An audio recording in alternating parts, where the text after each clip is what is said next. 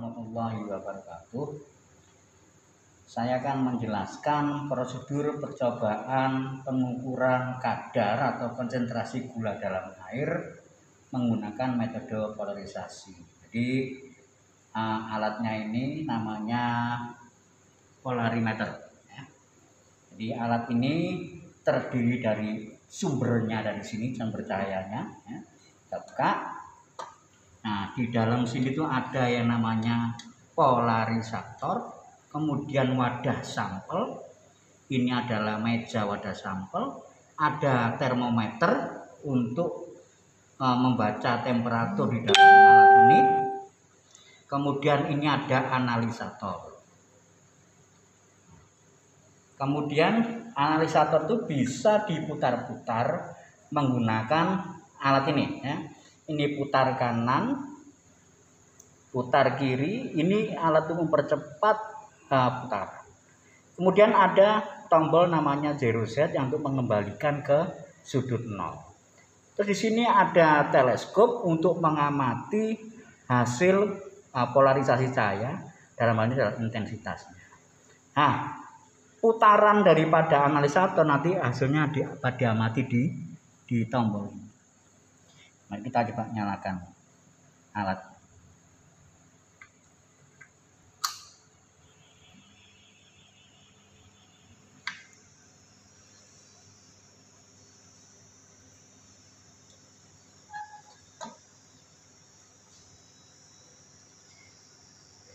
Jadi sambil menunggu lampunya terang, ini wadah sampelnya panjangnya 20 cm.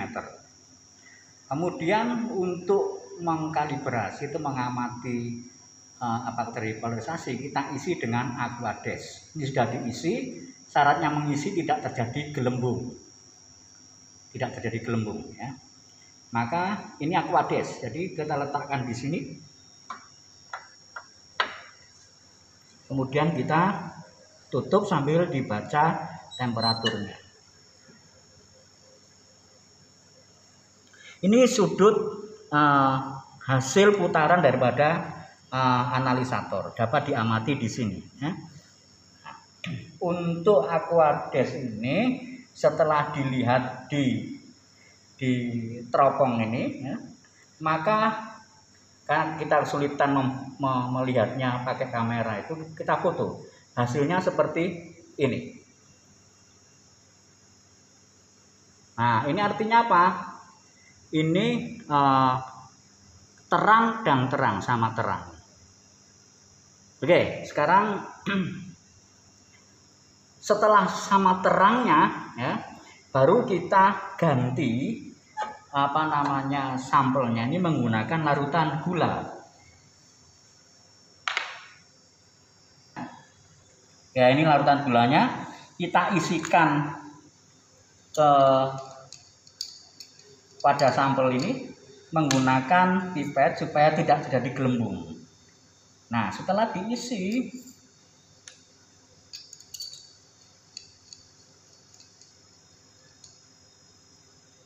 kita letakkan ke tempat yang wadah sampel pada meja sampelnya itu, kita tutup lagi. Nah, setelah diamati, maka gambar di sini itu seperti ini. Separuh terang, separuh warnanya berubah agak gelap, ya, agak gelap.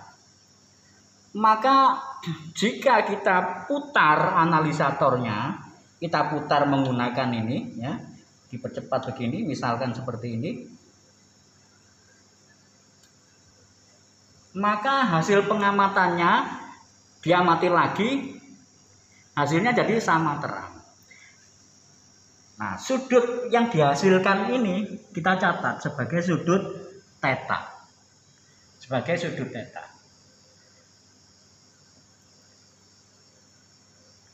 Bagaimana penjelasannya? Mari kita lihat di sini. Penjelasannya adalah sebagai berikut. Ini sumbernya atau lampunya. Maka medan getar, ya, getaran daripada gelombang termagnetik dari cahaya itu akan bermacam-macam arahnya. Ini saya tambahkan yang 2 dimensi. Nah, di sini ada polarisator. Polarisator ini adalah dia akan meloloskan cahaya dengan medan getar yang searah dengan ini, garis-garis ini, ke arah tegak ini, arah vertikal ini. Maka yang lolos adalah yang hanya arahnya vertikal saja. Ini wadah sampelnya, berisi Aquades. Jika ini berisi Aquades, yaitu zat yang tidak zat optis aktif, dia tidak memutar bidang getar daripada medan cahayanya, maka ini akan lurus terus seperti ini. Lurus atau tidak diputar. Maka sesampai di analisator, ya ini analisator, ini ada polarisator dengan arah yang sejajar, yang satunya hanya kaca biasa. Maka yang ini tidak akan mengubah apa-apa, ya. Maka jika seperti ini, maka di sini akan lolos, di sini akan lolos, sehingga tampak sama terangnya. Ini untuk kasus yang Aquades, ya, akan sama terang, ya. Karena medan getar daripada cahaya ini tidak diputar. Bagaimana jika isinya adalah larutan gula? Larutan gula adalah zat optis aktif. Dia akan memutar bidang getar cahaya.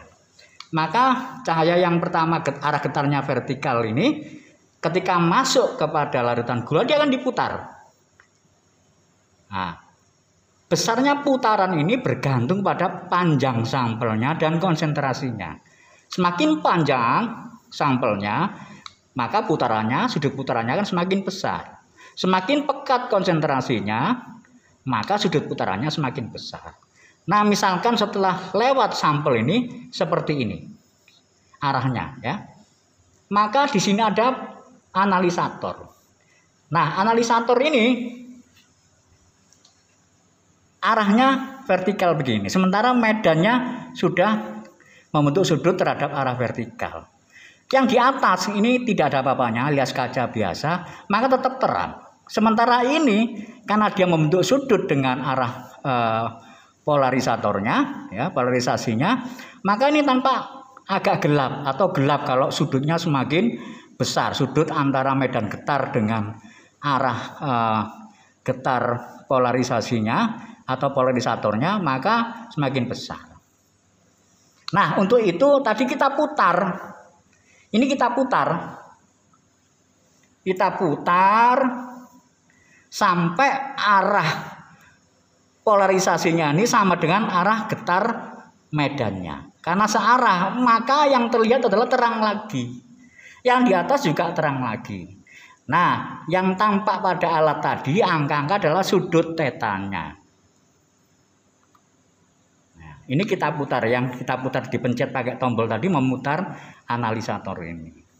Sekarang kita lihat kepada ini adalah persamaannya alfa T sama dengan 10 theta per L kali C. Ingat L-nya adalah 20 cm.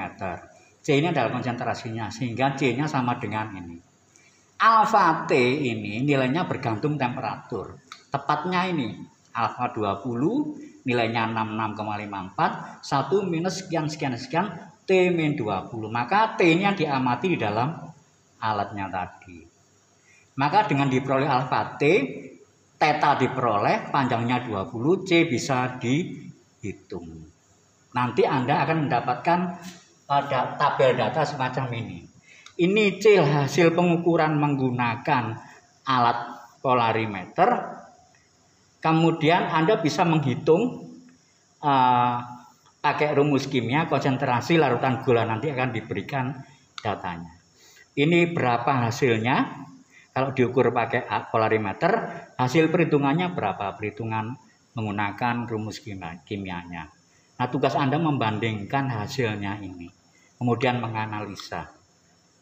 Demikian prosedur percobaan pengukuran kadar atau konsentrasi gula. Terima kasih.